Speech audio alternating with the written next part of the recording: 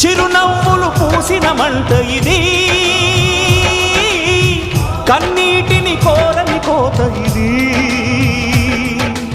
ఓటమై ముగిసెనా గెలుపుగా మిగిలెనా, జాబిలి వెన్నెల మాటున రేగిన జ్వాల లాంటి వింత బ్రతుకునాది.